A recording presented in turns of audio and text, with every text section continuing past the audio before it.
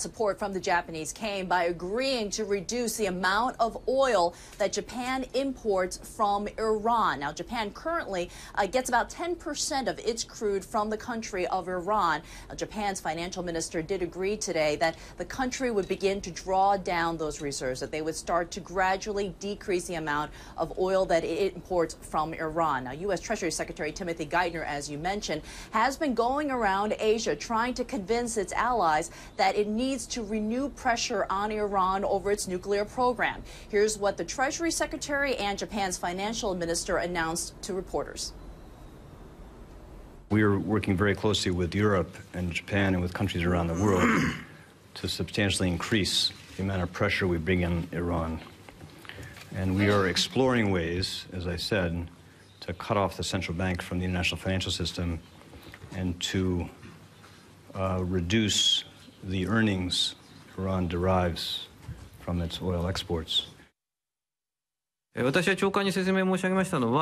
told the secretary is that we've already reduced Iranian oil imports by 40% in the past 5 years. The nuclear development issue is an issue that the international community cannot overlook, so we very much understand the U.S. action.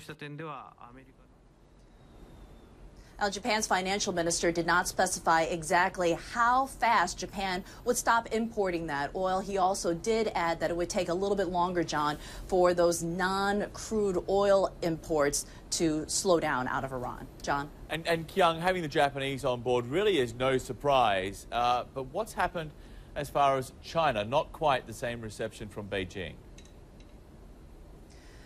Yeah, talk about a 180 there, and this is a bit of a victory. Today's a bit of a victory for the U.S. Treasury Secretary versus what happened through his trip to China. If you look at the readouts of what happened through his visits there, you hear almost no mention of Iran, in part because China basically rebuffed the U.S.'s demand. And what China has said is that they believe that they don't need to draw down its imports out of Iran, that it has nothing to do with Iran and its nuclear program. So definitely a different reception from Japan. And as you mentioned, not a surprise. And finally, this is a big deal, though, for Japan because it is heavily reliant upon oil which it has to import.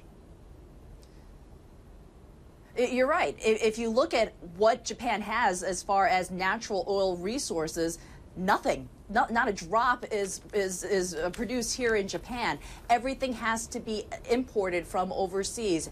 And so this is significant, especially if you consider last March, Japan had that nuclear meltdown at the Fukushima nuclear plant. And when that plant went down, that triggered a national emergency when it comes to energy. So this is a tough balancing act for this government because not only do they want to make sure that its most important ally, the United States, is happy that Japan falls in line with the U.S. demand, it's also got to make sure that there's enough electricity, enough oil to keep this country running.